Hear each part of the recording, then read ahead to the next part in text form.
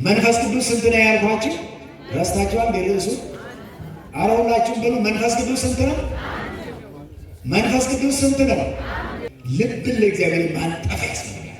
እግዚአብሔር እንዲሄድበት፣ እግዚአብሔር እንዲራመድበት፣ የእግዚአብሔር ታቦት እንዲውልበት፣ የእግዚአብሔር ታቦት እንዲመላለስበት።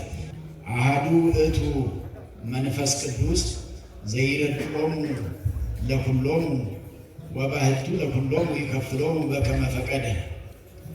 መንፈስ ቅዱስ አንድ ነው።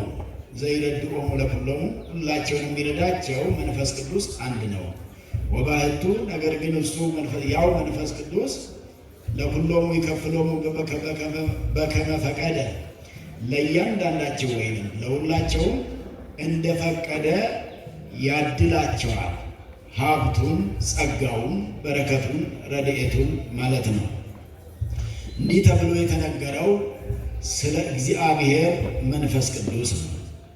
እንግዲህ የእግዚአብሔር መንፈስ ቅዱስን ሥራ እንዴት እንደሆነ በቅዱሳን አባቶቻችን ሐዋርያት ላይ መንፈስ ቅዱስ እንደወረደላቸው፣ መንፈስ ቅዱስ እንዳደረባቸው፣ ሥራም እንዳሰራቸው ከኔ በፊት የነበሩ መጋቤ ሐዲስ ሀብተ ማርያም በሰፊው ሲያስተምሩ ቆይተው ማጠቃለያው ላይ እኔም ግቢ ውስጥ ደርሼ ስለነበረ በአባቶቻችን በሐዋርያት ላይ ያደረ መንፈስ ቅዱስ በእኛም ላይ አድሮ ሥራ ያሰራል ሲሉ ሰምቻለሁና ቃለ ሕይወት ያሰማልን ለማለት ብዬ ነው። እነዚህ ከጉባኤ ቤት የዋሉ ምስጢሩን ያደላደሉ ሲያስተምሩ ምእመናን ጥቅማቸው ብዙ ነው። አንደኛው ሰፊውን እውቀት ታገኙታላችሁ፣ ምስጢሩ በሰፊው ይገለጣል።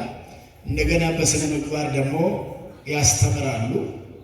ስለዚህ ሌላውን ሰባኪ እግዚአብሔር ቢሆን የሚያናግረውን ቅሉ፣ እነዚህ ግን ቤተ ጉባኤውን ስለሚያውቁ ቤተ ክርስቲያኗን ከመሰረቱ ጀምረው ስለሚያውቁ ስለተወለዱባት፣ ስላደጉባት፣ ስለኖሩባት በትክክል በምግባርም በቃልም የሚገልጹ ናቸውና እንደነዚህ አይነት ያሉ የቤተ ጉባኤ መምህራንን አያሳጣን። እንግዲህ ታሪካ ነገሥት በዓታ ለማርያም የምትታወቀውም በሊቃውንት ነው። የሊቃውንት ቦታ ተብሎ የሚነገረው ሊቃውንቱ ይማሩባታል፣ ተማሪዎች ከዛ ሊቅ የሆኑባታል፣ ከዛም ያስተምሩባታል፣ አልፎም ተርፈው ለሌላውም አገልግሎት ይሰጡባታልና ይህንንም ስፍራ ይህንን ገዳም ይህን ቤተ ጉባኤ የሰጠን እግዚአብሔር የተመሰገነ ይሁን። እንግዲህ እንደሚታወቀው በ50ው ቀን በዓለ ሃምሳ ተብሎ ሲነገር ስለ ክርስቶስ ትንሣኤ ሲነገር ከርሟል። 40ኛው ላይ ሲደረስ ስለ ዕርገቱ፣ 50ኛው ላይ ሲደረስ ደግሞ በ50ኛው ቀን መንፈስ ቅዱስ ለአባቶቻችን ለሐዋርያት እንደወረደላቸው ለዓለሙ ሁሉ መንፈስ ቅዱስ እንደተሰጠ ሲነገር ቆይቷልና 50ውን ቀን ትንሣኤውን እያሰብን ለእኛ ብሎ ነው የተነሳው። ስለኛ ብሎ ነው መነሳት ያስፈለገው፣ ሞት ያስፈለገውም ለእኛ ነው፣ የተነሳውም ለእኛ ነው፣ እኛንም ሊያነሳን ነው። ወእምድኅረዝ ተንሥአ ከመ ይምሃረነ ለተንሥኦ ሥጋቲነ መቅድመ ወንጌል ላይ እኛንም ጭምር ያስነሳን ዘንድ ተነሳ የተባለውን ክርስቶስ ተንሥአ እሙታን እያልን ሰላምታችንም የሆነው ጸሎታችንም የሆነው ልመናችንም የሆነው በዚህ መልክ እንድንከርም 50ውን ቀን ያቆየን ያከረመን እግዚአብሔር የተመሰገነ ይሁን።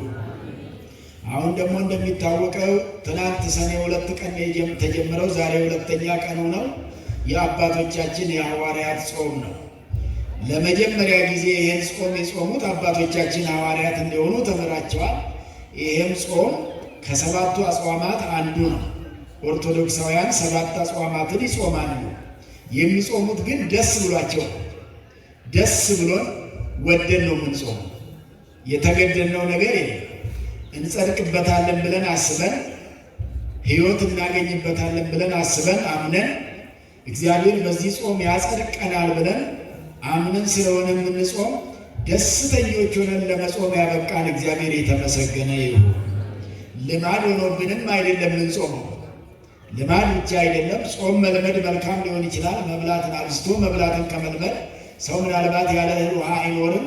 ነገር ግን ልክ ስላለው ነውና ቅዱስ ጴጥሮስ በጴጥሮስ መልእክት አንደኛው ላይ ምዕራፍ 5 ቁጥር 8 ላይ ጥበቡ እንከ ወአጥብቡ ልበክሙ እስመ ጸላኢክሙ ጋኔን ይጥህ ከመ አንበሳ ወይሐስስ ዘይውህት። ባለጋራችሁ ዲያብሎስ ላም እንዳየ አንበሳ ያገሳልና በመጠን ኑሩ ነው የሚለው መጽሐፍ ቅዱሱ። በልክ ኑሩ ይላል። በልክ መኖር የክርስቲያኖች ስራ ነው። የክርስቲያኖች አኗኗር ልክ ያለው ነው፣ መጠን ያለው ነው፣ ገደብ ያለው ነው። የሚበላው በልክ ነው፣ የሚጠጣው በልክ ነው፣ የሚለብሰው በልክ ነው፣ የሚናገረው በልክ ነው፣ የሚያስበው በልክ ነው። የማይደርስበትን ሁሉ በማሰብ አይጨነቅም ክርስቲያን። ያልተሰጠንን ሁሉ ለእኛ እንደተሰጠ አስበን ቢሰጠን ኖሮ እያል እንቅልፋተን እንድናድር አይደለምና ክርስቲያን በልክ ነው የሚያስበውና ሐሳባችንን ሁሉ እግዚአብሔር በልክ ያደርግልን። አሜን። በይበልጥ በዚህ ዘመን የተበተነ ሐሳብ ነው ያለውና ሐሳብ ልክ አጥቷልና ሐሳብ ከመጠን አልፎ ከምንሸከሙ በላይ ሆኖ ከምንችለው በላይ ሆኖ የማንችለው ሆኖ ሐሳብ ከ100 ኪሎ ጤፍ በላይ ስንዴም በሉት 100 ኪሎ አንድ ሰው ተሸክሞ መሄድ ያቅቷል አይደል? እንደው የኪሎ መጠን እንኳን መነገር እስኪያቅት ድረስ ሐሳቡ ሸክም ሆኖብን ስለ ልጆቻችሁ ስታስቡ፣ ሀገር ውስጥ ስላለው ወገናችሁ ስታስቡ፣ ከሀገር ውጭ ስላለው ስታስቡ፣ ስለ ቤተክርስቲያን ስታስቡ፣ ስለ ሃይማኖታችሁ ስታስቡ፣ ከውጭ ሀገር ያሉ ልጆች ወገን ካላችሁ ደግሞ ስለ እነሱ ስታስቡ፣ ስለ ብዙ ነገር እያሰባችሁ ሐሳብ በጣም ሸክም የሆነበት ልክ ያጣበት ዘመን ነውና ይሄን ልክ ያጣውን ሐሳብ ሁሉ እግዚአብሔር በልክ ያደርግልን። በልክ አለማሰብ በሽታ ስለሆነ፣ በልክ አለማሰብ ህመም ስለሆነ፣ በልክ ባለማሰብ እንግዲህ የሕክምና ሰዎችም ምን ጭንቀት አለበት እንዴ ጭንቀት አለብህ እንዴ አይደል የሚሉት ሐሳብ ሸክም ስለሚሆን እኮ ነው። ህመም ስለሚሆን እኮ ነው። መጨነቅ ስለሚያሳምን ቅድም መጋቢ አዲስ ካህሊ የስብከተ ወንጌሉ ኃላፊ ሲናገሩ አስቀድማችሁ መንግስቱን ጽድቁን ፈልጉ እንጂ ሌላው አያሳስባችሁ ተብሎ በወንጌል ተነግሯል። ጭንቀት ተከልክሏል ወይ ተተክዙ ነው የሚለው፣ አትጨነቁ ነው የሚለው። የተተክዙን አትጨነቁ ብሎ ይተረጉመዋልና ጭንቀት እንደማይገባ ልክ የሌለው ሐሳብ ምን ይሆናል? ጭንቀት ይሆናል። ምን ይሆናል? ልክ የሌለው ሐሳብ ወደ ጭንቀት ይቀየራል። ልክ የሌለው ሐሳብ ጭንቀት ይሆናል። ምክንያቱም ከመብዛቱ የተነሳ ያስጨንቅና የማንደርስበትን የማናገኘውን ነገር ሁሉ ስናስበው ስንጨነቅበት ገደብ ሲያጣ ልክ ሲያጣ እንደዛ ይሆናልና ልክ ያጣውን ሐሳብ ሁሉ በልክ አድርገን በመጠን እንድንኖር ቅዱስ ጴጥሮስ በልክ ወይም በመጠን ኑሩ፣ አስተዋዮች ሁኑ። በልክ የሚያስብ ሰው አስተዋይ ነው። በልክ የሚናገር ሰው አስተዋይ ነው። ያገኘውን ሁሉ የማይናገር ሰሎሞን በመጽሐፈ ምሳሌ ላይ ብእሲ ዘይነብብ ዘከመ ረከበ ያለ ርዕሶ እንዳገኘ የሚናገር ሰው ራሱን ያስታል ይላል። ማንን ያስታል? ራሱን። እንዳገኘ የሚናገር ሰው ራሱን ነው የሚያስተው፣ ሌላው ሰው አያስትም። የሚናገረውን አስቦ የሚናገር ሰው ደግሞ አስተዋይ ነው የሚባለው። የሚናገረው ያረፈበት ይረፍ ብሎ ዝም ብሎ የሚወረውን ዝም ብሎ የሚናገር ምን ማለት ነው? ያላስተዋለ ነው የሚሆነው ማለት ነው። ሰሎሞን ብዙ ጊዜ በማስተዋል ላይ አብዝቶ ይጽፋልና ማስተዋል ከእግዚአብሔር ጋር ስለሚያኖር ማስተዋል ጥበብ ስለሆነ፣ ማስተዋል ዕውቀት ስለሆነ፣ ማስተዋል መረጋጋት ስለሆነ፣ ማስተዋል ሀብታምነት ስለሆነ ማስተዋሉን ይስጠን እግዚአብሔር ለሰሎሞን እንደሰጠው። ማስተዋል ካላችሁ ሁሉ ነገር አላችሁ። ማስተዋል ካለን ሁሉ ነገር አለን። እንዳልኳችሁ ጭንቀቱም ይቀንሳል፣ የሐሳብ ብዛትም ሸክም መሆኑ ይቀራል። ማስተዋል በመብዛቱ የተነሳ ማለት ነው። ስለዚህ አስተውለን እንድንኖር እግዚአብሔር ይርዳን። እንግዲህ ርዕሱን ለማብራራት ርዕሳችን ምን ነበር የሚለው? መንፈስ ቅዱስ አንድ ነው በሉ። ሁላችሁም ድገሙት። መንፈስ ቅዱስ ስንት ነው? ስንት ነው? መንፈስ ቅዱስ ከዓለም በፊት ዓለም ከተፈጠረ በኋላ በማይከል ዓለምን ቢያልፍ ወደፊትም ስንት ነው? አንድ ነው። በቀንም በሌሊትም በበጋ በክረምትም በማጣታችን በማግኘታችን በሕይወታችን በሞታችንም ጊዜ መንፈስ ቅዱስ ስንት ነው? አንድ ነው። አንድ መንፈስ ቅዱስ ነው። አንድ መንፈስ ቅዱስ ነው ለአባቶቻችን ሐዋርያት የተሰጣቸው፣ ሌላ አይደለም። አሐዱ ውእቱ መንፈስ ቅዱስ አለና ዘይረድኦሙ ለኩሎሙ ሁላቸውን የሚረዳቸው። እንግዲህ መንፈስ ቅዱስ አንድ ሆኖ እያለ ስራው ግን ብዙ ነው። ስራው ስንት ነው? የመንፈስ ቅዱስ ስራ ብዙ ስራ አለው። መንፈስ ቅዱስ ትንቢት ያናግራል፣ ሱባኤ ያስቆጥራል፣ ያጸልያል፣ ያጾማል፣ የታመመ እንዲፈውሱ ያደርጋል፣ አስታራቂ ያደርጋል፣ እውነተኛ ተናጋሪ ያደርጋል። ክፉውን ነገር ብቻ ነው መንፈስ ቅዱስ የማያሰራ። መንፈስ ቅዱስ መልካም የሆኑ ብዙ ነገሮችን ነው የሚያሰራ። እንግዲህ እነዚህን ሁሉ ትንቢት የሚናገሩትን ሱባኤ የሚቆጥሩትን አሁንም ሐዋርያት ወረደ ተወለደ ብለው እንዲናገሩ የሚያደርጋቸው መንፈስ ቅዱስ ነውና የሐዋርያት ጸጋቸው ብዙ አይነት ነው። መንፈስ ቅዱስ ግን አንድ ነው። አንድ መንፈስ ቅዱስን በምን መስሎ ተናገረ ቅዱስ ጳውሎስ? የሰው ልጅ አለ ስጋችን አንድ ነው አለ። ሰው ስንት ነው? አንድ ነው አለ። አንድ ነው እያለ እላው ላይ ብዙ ህዋሳት አሉ አይደል? ለምሳሌ አሁን ሳይንሱ የሚያመለክት 5 የስሜት ህዋሳት አሉ። 5 የስሜት ህዋሳት አሉ። ታውቋቸዋላችሁ አይደል? የስሜት ህዋሳት ማለት እንግዲህ ጆሮ፣ አይን፣ እነዚህ ጆሮ፣ እጅ፣ እግር፣ አፍ የውስጥም በዚህ ልክ አሉ። ከዛ የውጭው ሳይንሱ የሚናገረው የውጭው ብቻ ነው። በቤተክርስቲያን ደግሞ የውስጥም አሉ። ሀበነ ይዞ አይንተ አእምሮ ወትረኪያከ ይርአያ ወአይዛኒነ ቃለ ዘባሕቲትከ ይስምዓ። በቅዳሴ ጊዜ ላይ የውስጥ አይኖችን ስጠን ይላል። የምን አይኖችን? የውስጥ አይኖችን። በቤተ ክርስቲያን የውስጥ አይኖች፣ ዓለሙ ደግሞ የስሜት ሕዋሳት ብሎ የውጭውን ነው የሚሰብከው። በውጭው 5 እንዳሉ ሁሉ በውስጥ ደግሞ 5 አሉ ማለት ነው። በውጭ 2 አይኖች እንዳሉ ሁሉ በውስጥ 2 አይኖች አሉን ማለት ነው። የውስጥ አይኖቻችንን አብራልን ይላል። እንደዚሁም ደግሞ የውስጥ ጆሮዎቻችንን ክፈትልን፣ ቃለ ዘባሕቲትከ ይስምዓ። የውስጥ የብቻ ያንተ ብቻ የሆነ የመንፈስ ቅዱስ የሆነ የግብረ ገብነት የሆነ የትህትና የሆነ ያንተን ቃል ብቻ ይሰሙ ዘንድ ጆሮዎችን ስጠን። እግዚአብሔር ጆሮ ይስጠን። የለንም ጆሮ አለን አይደል? ያለን አሁን የውጭው ነው ያለን ማለት የውጭ ጆሮ በደንብ አለን፣ ጌጥ ሁሉ ይጌጥለታል። የውጭ ጆሮ ሞልቷል።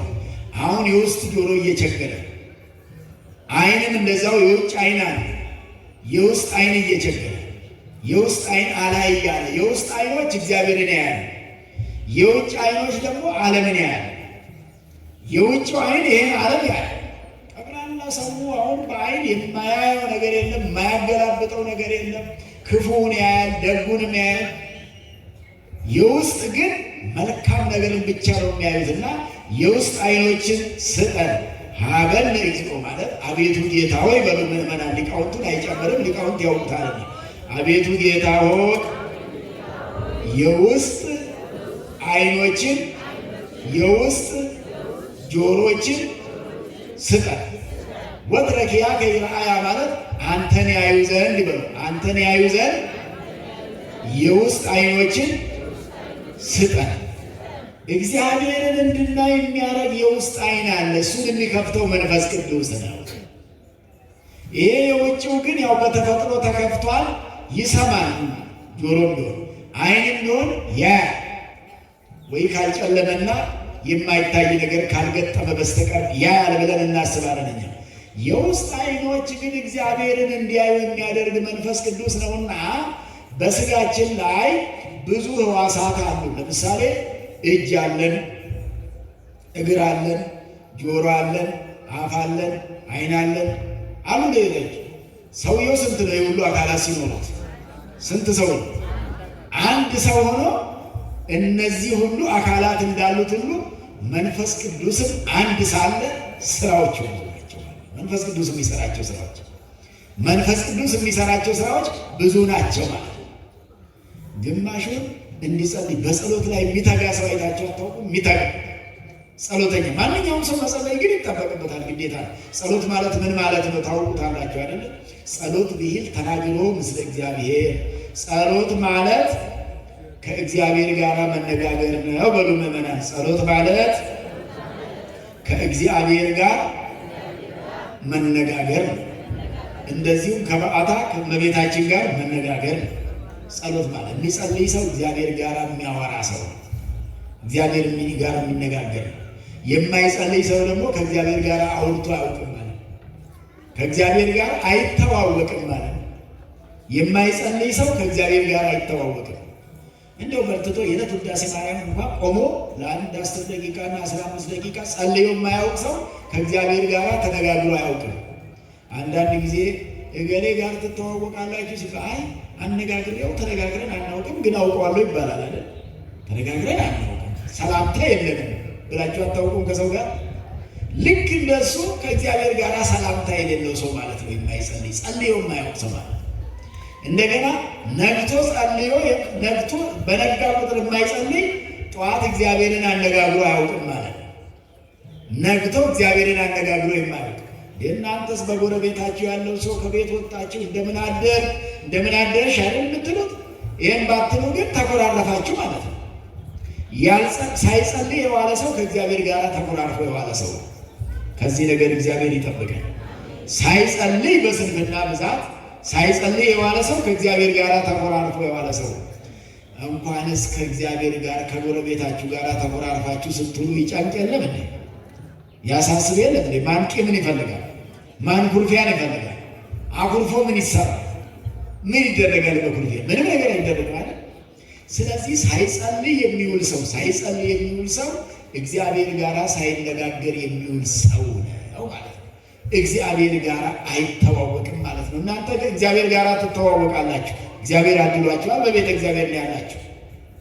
በቤቱ ነው ያለን። ቃሉን እየሰማን ነው። ጸሎት ጸልዩ ሲባል ጸሎት እንግዲህ በሁለት ይከፈላል። አንዱ በግል የሚጸለይ፣ አንዱ በህብረት። በስንት ይከፈላል ጸሎት? በስንት? አንዱ በግል የሚጸለይ። ቤተ እግዚአብሔር ሲመጣ በይበልጥ ቅዳሴ ላይ የግል ጸሎት አይጸለይም። አንዳንዱ ሰው እዛው ቅዳሴ ላይ ሌላ ጸሎት የሚደቅናል። መጽሐፍ ዘርግቶ መዝገበ ጸሎት የሚያነባል ቅዳሴ ላይ።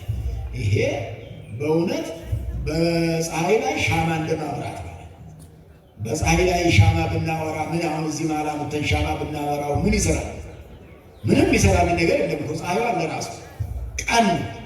በቅዳሴ ላይ የግል ጸሎት መጸለይ ማለት በፀሐይ ላይ ሻማ እንደማብራት ላያበራ ነገር። ቅዳሴ የህብረት ጸሎት ነው። ያውም ስጋ ወደሙ የሚለወጥበት ነው። ህብስቱ ተለውጦ ስጋ መለ እግዚአብሔር ስጋ መለኮት፣ ወይኑ ተለውጦ ደመ መለኮት የሚሆንበት እዛ ላይ አንዳንድ ሰው የሚጸልይ አለ። ሳያልቅ አሜን ሰብሎ እትው ተብሎ ሳይሰራበት የሚጸልይ ሰው አለ። ስለዚህ ጸሎት የግል ጸሎት ከቤተ እግዚአብሔር ደግሞ የምትጸልዩት ምናልባት ቅዳሴ እስከሚጀመር የግል ጸሎት መጸለይ ይቻላል። ቅዳሴ እንደተጀመረ ከሎ ነው። አንዳንዱም ደግሞ ቤተ እግዚአብሔር መጥቶ ደግሞ ወንጌል በሚሰማበትም የግል ጸሎት የሚጸልይ አለ። ወንጌል ከመስማት የግል ጸሎት አይበልጥም። ቤተ እግዚአብሔር ከተመጣ በኋላ የግል ጸሎት ጉባኤው ሲያበቃ አሁን በመካከል ቅዳሴ እስከሚደረስ ወይንም ጉባኤ ከመጀመሩ ትምህርት ከመጀመሩ በፊት። ምክንያቱም ይሄ መልእክት ይሄ ወንጌል የሰማያዊ ንጉሥ ቃል ነውና ሥርዓተ ቅዳሴው ላይ የሰማያዊ ንጉሥ መልእክት ነውና ሰው ሁሉ ሊሰማው ይገባል ነው። የሰማያዊ ንጉሥ መልእክት። የምድራዊ ንጉሥ መልእክት እንኳን መልእክት ነው ከተባለ መንግስት አወጀ ከተባለ ይሰማል። አልሰማም ማለት አይቻልም። እየተኖረ አልሰማም ማለት አይቻልም። ይሄ የምድሩ እንዲህ ከተሰማ ደግሞ የሰማዩን ንጉሥ መልእክት መስማት ከዚህ በላይ ይገባል። የሰማዩን ንጉሥ መልእክት ከዚህ በላይ ስለሚሰማ የግል ጸሎት የሚጸለየው ወንጌል በማይሰጥበት ሰዓትና ቅዳሴ ባልሆነ ሰዓት፣ ምናልባት የማይሌቱ አገልግሎት ላይ ማይሌት መሳተፍ የተሳነው ሰው ወይንም አቅም ያጠረው ሰው ማይሌቱም ጸሎት ነው ቢችል እሱ ነው አብሮ የሚጸለየው። ያም ባይችል ግን እንደ አቅሙ ሌላ ቢጸልይ ይችላል ማለት ነው። ቅዳሴ ለሁሉ ነው፣ ወንጌልም ለሁሉ ነው።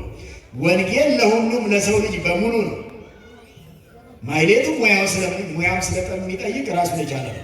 ለወንጌል ሌላ ሙያ አይጠይቅም። ጆሮ ብቻ ይዞ መቅረብ እኮ ነው። ጆሮ ብቻ ይዞ መቅረብ ነው።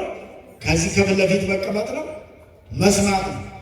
ጆሮ ካለ ማለት ያም ደግሞ ቅድም እንዳልኳቸው የውስጥ ጆሮ ከተሰጠ ውሳጣዊ ጆሮ ማለት ነው። ውሳጣዊ ጆሮ ከፍቶ የውስጥ ጆሮ አንዳንዴ የውጭው እየሰማ የውስጡ እንደዚህ እንደ ማይኩ እንደ ድምፅ ማጉያው አንዳንዴ የውስጡ ተዘግቶ የውጭው እንደሚከፈተው አይነት ይገጥማል።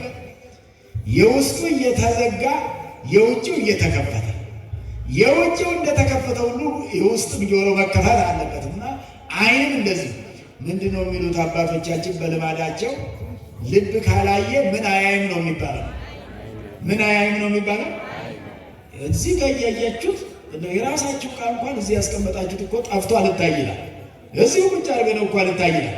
እናቶች እህቶች ቤታችሁ ውስጥ ያስቀመጣችሁትን ዕቃ ራሳችሁ ያስቀመጣችሁ ራሳችሁ አታችሁ ሙሉ ቀን ስትፈልጉ ውላችሁ ተስፋ ቆርጣችሁ ከተቀመጣችሁ በኋላ ሳይታሰብ አታገኙትም? ታገኙታላችሁ አይደል? ምን ተሆኖ ነው? ዓይን አላይ ብሎ እኮ ነው። የውስጥ ዓይን ልብ አላይ ብሎ ልብ ስላላየ ዓይን ብቻ አየ ብላችሁ ራሳችሁ ያስቀመጣችሁትን ዕቃ ቤቱን አገላብጣችሁ ሶፋው ተነስቶ ተገላብጦ ተወጥቶ ተወርዶ ስንት ልብስ ተራግፎ በኋላ የምታገኙት ግን እንደው የማይታሰብበት ቦታ ላይ እንደዚህ ይገጥማል። በመንፈሳዊ ሕይወትም የውስጥ ዓይን አላይ እያለ የውጭ ዓይን ብቻ እያየ በጎ ነገር ማየት ተስኖን የዓለምን ከንቱነት ማየት ተስኖን ሥጋ ወደሙ ለመቀበል ገና ነኝ ብሎ የሚኖሩ የዓለም ከንቱነት አልታየ ያላቸው። ይሄ የውጭው ዓይን የዓለምን ጥሩነት ነው የሚያሳየው። የውስጥ ዓይን ደግሞ የዓለምን ከንቱነት ነው የሚያሳየው። ያንን የዓለምን ከንቱነት የሚያሳየውን የውስጥ ዓይን እግዚአብሔር ይክፈትልን። ጸሎት በስንት ይከፈላል ነው ያልኳችሁ? በሁለት፣ የግልና የህብረት። የምንና የምን? የግልና የህብረት። ቅዳሴ የህብረት ጸሎት ነው።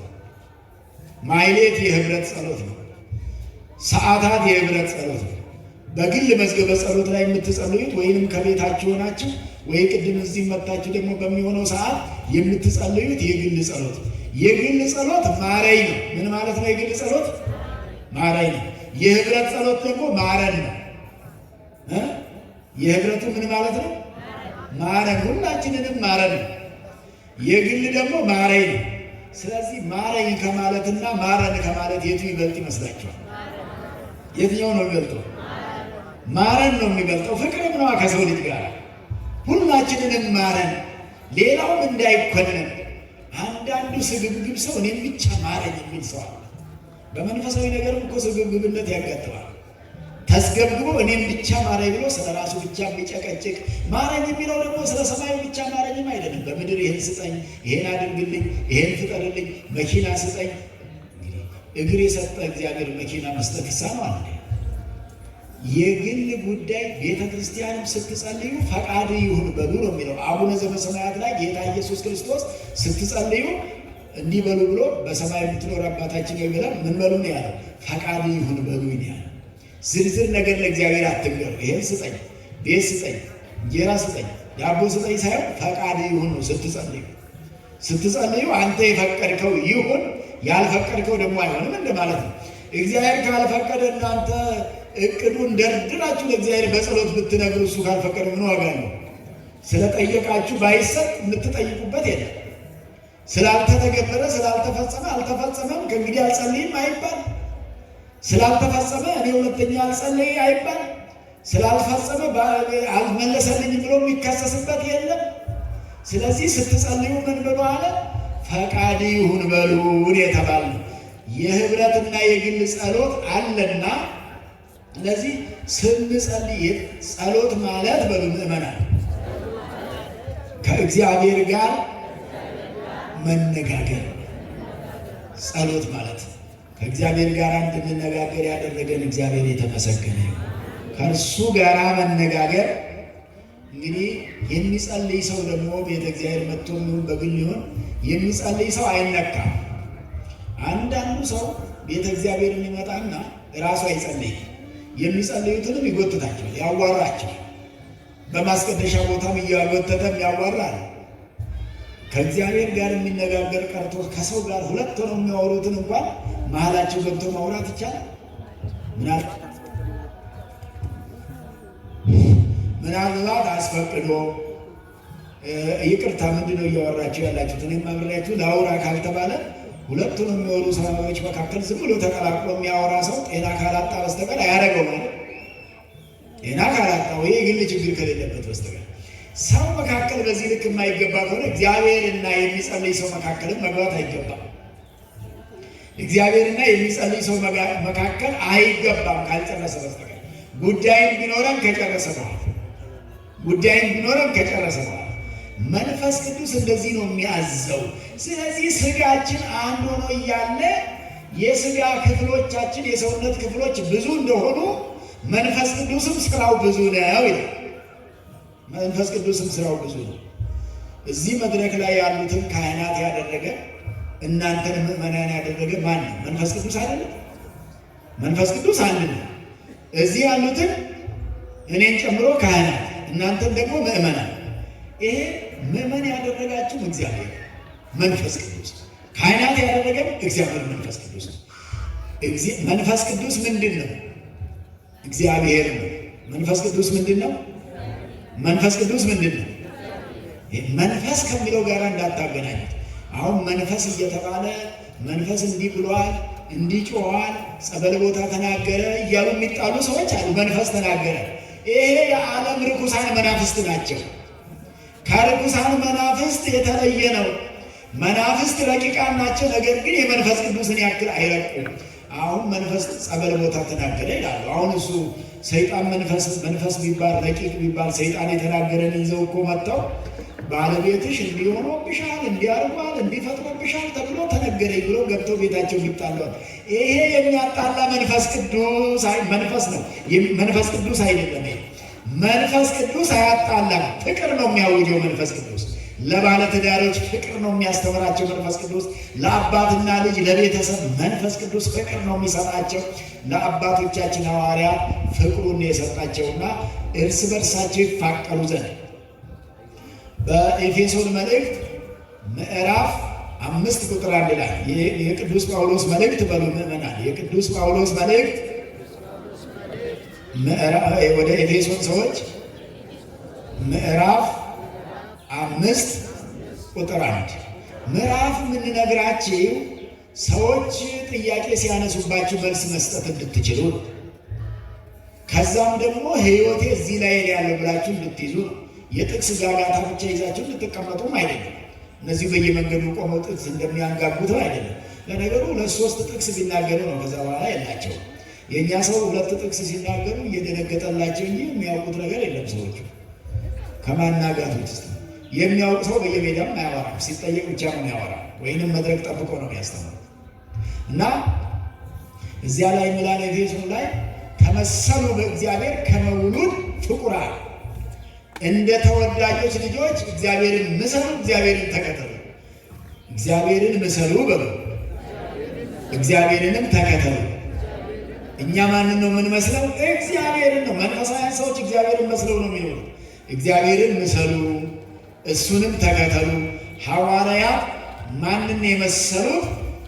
ንዑ ትልውን ሲላቸው ከዓሣ አጥማጅነት፣ ከልብደ ሰሪነት፣ ከሸማኔነት፣ ከእርሻ ከ5 ግብራት ሲጠራቸው ኑ ተከተሉ ሲላቸው ለጊዜው በእግር ተከተሉት፣ ፍጻሜው ግን በግብር መሰሉት። ፍጻሜው በግብር መሰሉት። እሱ ሙት ያስነሳ ነበር፣ ሙት አስነሱ። ለምጽ ያነጻ ነበረ፣ ለምጽ አነሱ። ድውይ ይፈውስ ነበር፣ ድውይ ይፈውሱ። እሱን የሚመስል ለጊዜው 3 ዓመት ከ3 ወር በእግር ነበር የተከተሉት። ከመንፈስ ቅዱስ መውረድ በኋላ ደግሞ በግብር ነበር የመሰሉት። እሱ በግብር ተከተሉት ማለት ነው። እግዚአብሔርን የምንመስለው ግብራችንን መንፈሳዊ ከሆነ መንፈስ ቅዱስ ሰዎችን ክርስቲያኖችን መንፈሳውያን ያሰኘ ነው። መንፈስ ቅዱስ እኛን ምን ያሰኘን ነው? መንፈሳውያን። ምን ያሰኘን ነው? መንፈሳውያን። ተመልከቱ፣ ቃሉ ትልቅ ነው እኮ ለእኛ ለክርስቲያን ለኦርቶዶክሳውያን የተሰጠን መንፈሳውያን ነው የምንባለው። የመንፈሳውያን ሰዎች ስራ ደግሞ ምን ይመስላል? የምንመጣበት ነው። ተመሰሉ በእግዚአብሔር፣ እግዚአብሔርን ምሰሉ አለ ቅዱስ ጳውሎስ። እንደተወደዱ ልጆች ከመውሉድ ፍቁራን፣ እንደተወደዱ ልጆች። እንደምን አይነት ልጆች? የተወደዱ ልጆች። የተጠሉ ስላሉ ማለት ነው። የሰይጣንን ስራ የሚሰሩ ሰዎች የተጠሉ ልጆች ናቸው። የመንፈስ ቅዱስን ስራ የሚሰሩ ሰዎች የተወደዱ ልጆች ናቸው። የተወደድን ያደረገን እግዚአብሔር የተመሰገነ ነው። የተወደደ ወሁሩ በተፋቅሮ በከመ አፍቀረክሙ ክርስቶስ ወመጠወ ርእሶ በእንቲአክሙ። ይሄን ይላል እዛው ወሁሩ በተፋቅሮ በፍቅር ሂዱ። በምን ሂዱ? በምን ሂዱ ተብለናል? በፍቅር በመዋደድ ተጓዙ ተብለናል። ጉዞአችሁ በሙሉ በመዋደድ። በዮሐንስ ወንጌልም ላይ ጌታ ኢየሱስ ክርስቶስ እኮ ሲያስተምር ምንድን ነው ያለው? ተፋቀሩ አለ። ትእዛዜን ጠብቁ አለ። ትእዛዙ ፍቅር ናት። እርስ በርሳችሁ የተፋቀራችሁ እንደሆነ የእኔ ደቀ መዛሙርት እንደሆናችሁ ዓለም ያውቃችኋል። እርስ በርሳችሁ የተፋቀራችሁ እንደሆነ የእኔ ደቀ መዛሙርት መሆናችሁን ዓለም ያውቀዋል። አሁን እርስ በርሳችን ስለማንዋደድ እኮ የእግዚአብሔር ደቀ መዛሙርት አይደለንም እኮ። ውሉድ ፍቁራን እኮ መሆን አልተቻለም። መዋደድ ስላልተቻለ የሚዋደዱ ሰዎች የእግዚአብሔር ልጆች ናቸው። የምን ልጆች ናቸው? የማን ልጆች ናቸው የሚዋደዱ? የሚጣሉ ደግሞ የሰይጣን ናቸው። እንግዲህ እግዚአብሔር ከዚህ ይሰውራል። አሁን ዓለም እየተጣላ ሰው እየተጣላ እየተናጋ እየተታኮሰ እየተጋደለ እየተቀማማ ቀምቶ እየበላ ምን እየሆነ ማለት ነው? የሌላ ልጆች ማለት ነው። የራሱ ልጆች ያድርገን መንፈስ ቅዱስ ወደ ራሱ ይመልሰን። አሜን አሜን ማለት ነው። ከሁሉ የሚበልጠው አሜን ማለት በእውነት ይደረግልኝ ማለት ነው። እንግዲህ እየተጣሉ እየተማሙ እየተሰዳደቡ በፌስቡክ ስም ቀይረው ሌላ ስም እየተከሉ ሲሰርቡ እየዋሉ የእግዚአብሔር ልጅ ነኝ ማለት አይቻልም። ኦርቶዶክስ ነኝ ማለት አይቻልም። መንፈሳዊ ነኝ ማለት አይቻልም። በዚህ ወደ ኦርቶዶክስነት እግዚአብሔር ይመልሰን። አሜን በሉ። በጣም ብዙ ሰው ኦርቶዶክስ መሆን ተስኖታል። በ40 እና በ80 ቀን ክርስትና ተነስቷል። ንስሐ አባት አለው። አንገቱ ላይ ክር አስሯል። ትልቅ መስቀል አስሯል። ልብሱ ሁሉ ሚካኤል ስዕል አለበት። ልብሱ ነጠላው ላይ አርሴማ ጫማው ላይ አለች፣ ቲሸርቱ ላይ አለች። ነገር ግን ሲሳደብ ነው የሚውሉ እና መንፈሳዊ ነው ይሄ? መንፈሳዊ ብላችሁ ታስባላችሁ? እግዚአብሔር ይመልሰን። በዚህ መንገድ ያለን ሁሉ ከዚህ መንገድ መመለስ። ጾም ዝም ብሎ አይደለም። አብይ ጾምን ጾመናል፣ ድነንበታል፣ ሕይወት አግኝተናል። 50 ቀን አሁን ቆይተን መጥተናል ወደ ጾም። እውነተኞች ለመሆን ደግሞ እንደዚህ አድርገው ይሄ ሁሉ የኦርቶዶክስ ምልክት እያላቸው የሚሳደቡ የኦርቶዶክስ ምልክት እያላቸው የሚሳደቡ እነሱ ብቻ አይደለም፣ ስድባቸውን ሼር የሚያረጉ ስድባቸውን የሚጋሩ ይህም መንፈሳዊ ያሰኛል። መንፈሳዊ መሆን አይቻልም። አሁን መንፈሳዊነትና እኛ ተራርቀን ያለ ነው። 40 ግን ኢሳይያስ በትንቢተ ኢሳይያስ ምዕራፍ 9 ላይ ዝህ ሕዝብ አለ በከናፍሪሆሙ ያከብሩኒ ወበልቦሙ ሰነዋሐ ይርህቁ እምኔየ። እንዴት አደሩ! ክቡር ጸባቴ መጥተው ነው። ጸባቴ ኃይለ መስቀል እዚህ ቤተ ክርስቲያን በታላቅ መምህርነት የመሩ ያለሙ ያገለገሉ አባታችን ናቸው። ቡራኬዎት ይድረሰን በሏቸው። አያችሁ፣ ያንን የእነርሱንም ስድብ የሚሼር የሚያደርግና የሚያጋራ ይህም መንፈሳዊነት አያሰኝም። ምንድነው ያልኳቸው? ትንቢተ ኢሳይያስ ምዕራፍ 29 ላይ ይሄ ሕዝብ አለ እግዚአብሔር ያለውን ልንገራቸው። ይህ ሕዝብ በሉ በከንፈራቸው ያከብሩኛል፣ በልባቸው ግን 40 ክንድ ከኔ የራቁ ናቸው። እስቲ መርምሩት ይሄን ቃል እግዚአብሔር ያለው ኢሳይያስ ላይ ይህ ሕዝብ አለ በምናቸው ነው የሚያከብሩኝ አለ? በከንፈራቸው። ከንፈራቸው ይመጣሉ፣ እልል ይላሉ፣ ያጨበጭባሉ፣ ቤተ እግዚአብሔር ይመላለሳሉ፣ ያንተነን ይላሉ። በምናቸው ነው? በከንፈራቸው ወይንም በአፋቸው። በአፋቸው ይሄን ይላሉ፣ በልባቸው ግን ከኔ የራቁ ናቸው ይላል እግዚአብሔር። በልባቸው ከኔ የራቁ ናቸው። በጣም ብዙ ሰው አሁን የእግዚአብሔር ነኝ እያለ ከእግዚአብሔር የራቀ በጣም ብዙ ያለ። ደግሞ የሚገርመው ራሱን እግዚአብሔር ጋር አለው ይላል፣ ሌላው ሰው የራቀ ነው ይላል። እኔ ነኝ ለእግዚአብሔር የማስፈልገው ደግሞ ይላል። ለእግዚአብሔር አስፈላጊ እኔ ነኝ፣ ሌሎቹ አያስፈልጉትም ለእግዚአብሔር ብሏል። ሌሎቹ ለቤተ ክርስቲያን አያስፈልጉም ብሏል። እኛንን የምናስፈልገው ብሏል። እኛ ለእግዚአብሔር አስፈላጊ ነን፣ ሌሎች ግን አያስፈልጉም፣ እግዚአብሔር አይፈልጋቸውም የሚሏል። እግዚአብሔር ይማረን ወገኖቼ፣ እግዚአብሔር ይቅር ይበለን። ማረን ራራልን ማለት ያስፈልጋል። እንደው የእሱ ምሕረት የመንፈስ ቅዱስ ቸርነት ካልተጨመረበት በስተቀር መጽሐፉ እያለ ያለው እየተፈጸመብን ያለ 40 ክንድ ከኔ የራቁ ናቸው ከመባል በላይ መረገም አለ። 40 ክንድ ከኔ የራቁ ናቸው። ይህ ህዝብ ነው ያለ ማንም ነው? እስራኤል ዘሥጋ ነው። ታቦተ ጽዮን የነበራቸው እኮ ናቸው። በእግዚአብሔር እናምናለን የሚሉ ትንቢቱን የሚናገሩ ሱባኤ የሚቆጥሩ ይወርዳል የሚሉ ይወለዳል የሚሉ ነቢያትን እያሳደዱ እነ ኢሳይያስን በመጋዝ ተርትረው የገደሉ እንዲህ ያደረጉ ናቸው። ስለዚህ ይሄ ህዝብ በአፉ ብቻ ነው የሚያከብረኝ አለ። እርስ በርሳችንም በአፍ ከመከባበር እግዚአብሔር ይጠብቀን ወገኖች። በልብ እንዲሆን በጣም ብዙ ሰው አሁን በአፉ ይሸነጋገላል፣ ብዙ ይባባላል። ስም እንኳን ጥሪ ሲጠራ እየተቆላመጠ ነው አይደል የሚጠራው? በየነ የሚለው ሰው በዩ ነው መቼም በአፋችን። ልባችን ላይ በዩም በየነም የሉም ሁለቱ። እንዲህ እየተባለ ነው እኮ እየተኖረ ያለ። ሰውየው ለነገሩ ልምድ አድርጎት በየነ የሚባለው ሰውዬ በየነ ብትሉት ቅር ይለዋል። ምን አኮረፈ ይለም እንዲጠራኝ ነው የሚለው። በዩ ካላሉት የወደዳችሁት አይመስልም፣ ያከበራችሁትም አይመስልም። በመሰረቱ በቀበሌ በወሳኝ ጉዳት ያልተመዘገበ ስም መጥራት ራሱ ወንጀል ነው አይደለም? ቀበሌ ምንድን ነው የሚለው? ሰውየው በዩ ይለዋል አይለው ማለት በየነ ነው የሚለው። ሰዎች ግን በዩ ይሉታል። እዚሁ ጋር ተጀመረ ማለት ነው ሽንገላው ማለት። ምን አለ በመደበኛው ስሙ ይጠራ? ለምን ይሸነገላል? ሽንገላ የክርስቲያኖች አይደለም። በመንፈስ ቅዱስ መንፈሳውያን የተሰኙ ሰዎች አይሸነግሉም። ማስመሰል ነው፣ መሸንገል ነው፣ እውነተኛ መምሰል ነው። ጠቅላላ እኮ ነጣቂ ሁሉ መጽዋች የሚመስል መጸውታል። ከዚህ ይነጥቃል፣ እዛ ይመጸውታል። ነጣቂ እየነጠቀ ከዚህ ነጥቆ እንደዚሁ እንደ እንትኖቹ ማለት እኮ ነው። ይህ ስጋ በየቦታው ወዳድቆ የተገኘ ወይም ደግሞ እንስሳት ሲወድቁ እዛ አሞራዎቹ ይነጣጥቃሉ፣ ከዚህ ነጥቀዋል። ሌላ ቦታ ደግሞ እያንጠባጠቡ ይዘውት ይሄዳሉ። ከሌላ ቦታ ይነጥቃሉ፣ ሌላ ቦታ ደግሞ እልል በሉልኝ መጽውቻ አለው የሚሉ እኮ አሉ። እንዲህ የሚሉ እኮ አሉ። እዚህ ነጣቂ ነው፣ እዚህ ነፍሰ ገዳይ ነው፣ እዛ ደግሞ ሙት አስነሳለሁ የሚል መንፈስ ያዛል የሚል። ስለዚህ መንፈሳዊነት ሽንገላ አይፈልግም። አትሸነጋገሉ ነው፣ አንሸንግል ነው፣ ከልብ ይሁን እንውደድ። ደግሞ እግዚአብሔር እኛን የወደደን በከመ አፍቀረነ ክርስቶስ እንደወደደን ይላል።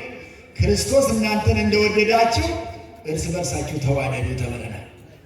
ክርስቶስ እኛን ወዶ ምን ያደረገን ታውቃላችሁ? 50 ቀን ስንማር የከረምነው እኛን ወዶ ወመጣ ወርእሶ በእንቲአክሙ ስለ እናንተ ራሱን አሳልፎ ለሞት ሰጠ ይላል። ስለ እናንተ ሞተ ይላል።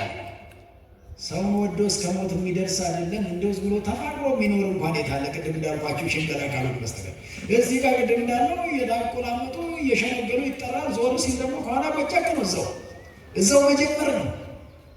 እንደዚህ አይነት ያሉባልታ መንፈስ፣ ይሄ ርኩስ መንፈስ ይባላል። ከዚህ መንፈስ እግዚአብሔር ይጠብቃል። ከርኩስ መንፈስ እዚሁ በዛው ዞር እንዳለ ከኋላ መጀመር ደግሞ ዞር ብሎ አጋጣሚ አሁን እዚህ ስንሸነግለው የቆየ ሰውዬ ሄድ ሲል እናመዋለን። አጋጣሚ እያወራን ቢመለስ ደግሞ እዛው ጋር መለሳችንን ቀይረን ደግሞ እናመሰግን መጣ እንደ እንኳን ደህና መጣ እንዳንተ ያለ የለም ስናመሰግን የነበረ እኮ አንተ ወደዛ ሄድ ባልክ ጊዜ አይደል የምንለው። ታዲያ ከዚህ በላይ ሞት አለ? እንደው ክርስትናው እኮ መቃብር ነው የገባ። በዚህ መልክ ክርስትና አልባ ወደ መሆን እኮ ነው የተደረሰው። ስለዚህ ወገኖቼ እንታው እንመለስ። እግዚአብሔር አውሎናል፣ አሳድሮናል፣ ጊዜ ሰጥቶናል። የንስሐ ጊዜ፣ የጾም ጊዜ፣ የመመለስ ጊዜ የሰጠን እግዚአብሔር መንፈስ ቅዱስ የተመሰገነ ይሁን። ከመውሉድ ፍቁራን እንደ ተወዳጅ ልጆች እንደሚወደዱ ልጆች ተብለናል። እግዚአብሔር ወዳጆቼ እያለን እንዴት እኛ የእግዚአብሔር ጠላቶችን እንመላለሳለን? ጠላቶቹ ሳለን እሱ ወደደን እኮ ነው የሚለው ቅዱስ ጳውሎስ በሮሜ መልእክቱ ምዕራፍ 5 ቁጥር 10 ላይ ወሶበ እንዘ ጸሩ ለእግዚአብሔር ነነ ተሳለነ በሞተ ወልዱ። እኛ የእግዚአብሔር ጠላቶች ሳለን በሉ ምእመናን፣ እግዚአብሔር ግን በልጁ ሞት ይቅር አለን። ለጠላቶች የራስን ልጅ አሳልፎ የሚሰጥ ወልዶ ጥቀ ይምህ እኔን ለልጁ አራራለትም ውረድ ተወለድ ተሰቀል ሙት ብሎ ለጠላቶች ሰጠ። የእግዚአብሔር ጠላቶች ለሆኑ በደል ለምንሰራው፣ ለምንዋሸው፣ ለምንቀጥፈው፣ ለምንሰርቀው፣ ለምንቀማው፣ ለሚሰስኑ ሁሉ፣ ለሚተማሙ፣ ለሚቀናኑ፣ ለሚጠላሉ ቅናት መጥፎ መንፈስ ነው። ይበልጥ በዚህ ዘመን በጣም የሰፈነ ቅናት ከያዘው በቅናት ምክንያት ያ ሰው አግኝቶ እሱ ካላገኘ የእሱን ስም ማጠልሸት ነው፣ ጥላሸት መቀባት ነው። እንዲህ አይነት የእርስ በርስ ጠላትነት እንዲሆን ለእንደኛ አይነቶቹ ሰዎች እግዚአብሔር ልጁን ለሞት አሳልፎ መስጠት አያሳዝንም? ለእንደኛ አይነቶች ለእንደኛ አይነት ከንቶች ሳይጨክንብን እግዚአብሔር በልጁ ሞት ይቅር አለን። ይቅርታ የተደረገልን ዝም ብሎ አይደለም። እግዚአብሔር ዝም ብሎ ይቅር ቢል ይችል ነበር፣ ግን ዝም ብሎ ይቅር አላለንም። ልጁን ለሕማም ለሞት አሳልፎ ሰጥቶ ስጋውን ቆርሶ ደሙን አፍሶ ሰጥቶ ስጋው ለማን እንደው እንስሳት ለዚህ እድል መቼ ታደሉ? የኛ የሰው ልጆች ለታደልንበት እድል እኮ መላእክትም ለእንዲህ አልታደሉም እኮ። ለመላእክት አልሞተም። ምክንያቱም ለምሳሌ ሳጥናኤል በድሏል ከመላእክት ወገን። እግዚአብሔር ግን ልሙትለትና ሳጥናኤልን ላድነዋል አለ። ሳጥናኤልን ልመልሰዋል አለ። አያችሁ ለሰው ልጅ የተደረገ ለእኛ የተደረገልን ነገር እኮ በጣም ትልቅ ነገር ነው። እኛንን ጎትተን አውርደነው አፈር ላይ አንከባለን ነው የተሰጠንን ክርስትና።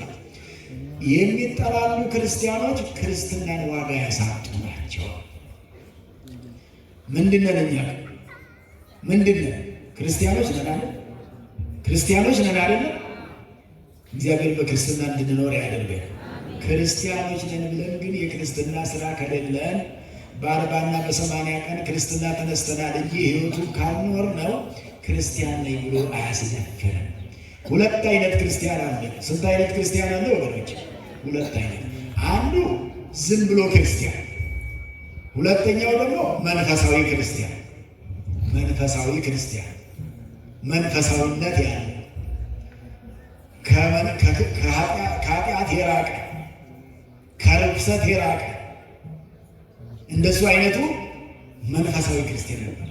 አሁን ዞሮ ምንም ኃጢአተኞች ብንሆን ቅድም እንዳልኳችሁ ሁሉ አንገታችን ላይ መስቀል በማሰር ነጠላዎቻችንን የዚህ የመላእክት ምልክት ጫማ ሁሉ የአርሴማ ስዕል እየተደረገበት ልብስ ላይ እንደዛ እየተደረገ ልብ ላይ ነው መደረግ ያለበት። ልብስ ላይ እኮ አይደለም። መጽሐፍ ቅዱስ እኮ የሚናገረው ልብሳችሁን ሳይሆን ልባችሁን ቅደዱልኝ ይላል ነብዩ ላይ። ብዙ ሰዎች እግዚአብሔርን ወደድን ብለው ልባቸውን ሳይሆን ልብሳቸውን ይቀዷል። ያን ጌታ ኢየሱስ ክርስቶስ በአህያ ውርንጫ ተቀምጦ ወደ ኢየሩሳሌም ከከተማ በሚወጣበት ጊዜ እኮ ሰዎች ሻማቸውን አንጥፈውለታል እኮ ለኢየሱስ ክርስቶስ። አይታችኋል አይደል? ልብሱን እያነጠፉ በዛ ላይ ነው እንኳንስ ለአንተ ቀርቶ አንተ ለተቀመጥክባት አህያ ክብር ይገባታል ብለው ልብስ አነጠፉላት በዛ ላይ እንድትሄድ አህያዋ። እንኳን ለአንተ ለአህያዋም አንተን ለተሸከመች አህያ። እነዚህ ሰዎች ግን የሚገርማችሁ ነገር እንደው በሰው ወሬ የሚነዱ ስለነበሩ የሆሳዕና ዕለት በዛ ልክ ለአህያ ልብስ ያነጠፉ፣ ዓርብ ዕለት እሱን ልብስ ገፈው ራቁቱን ያቆሙት። የእሱን ልብስ ገፈው፣ ምክንያቱም ከልባቸው አላነጠፉም ነበረ። እንዲህ ዝም ብለው ነው ይከበራል ሲባል ሰምተዋል። የተሻሉ ሰዎች ዘንባባ ዝንጣፊ ቆርጠው ሲያከብሩት አይተዋል። ለመመሳሰል ዛሬም አሁን ታቦት ሲገባ ታቦት እዚህ መድረክ ላይ ቆሞ ከሄደ በኋላ እዚህ ላይ የምትሻሙ ልብሳችሁን የምታነጥፉ አላችሁ። በረከቱ ጥሩ ነው፣ መልካም ነው። ልብሳችሁን ብቻ ሳይሆን ልባችሁን በዛ አይነት ማንጠፍ። ልብ ሳይነጠፍ ለእግዚአብሔር ልብሳችሁ ብቻ ከተነጠፈ ልብሱን አንስታችሁ ስትለብሱ ተለበሰ እኮ በቃ እሱ ለጊዜው ተነጠፈ፣ በኋላ ተለበሰ። እግዚአብሔር ታቦት እንዲታይበት፣ የእግዚአብሔር ታቦት እንዲገለጥበት ይሄ ነው የሚያስፈልገው። መንፈሳዊነት እንደዚህ ነው። መንፈስ ቅዱስ ምንድን ነው? ኧረ ሁላችሁም በሉት፣ ድገሙት። መንፈስ ቅዱስ ምንድን ነው? እግዚአብሔር ነው መንፈስ ቅዱስ።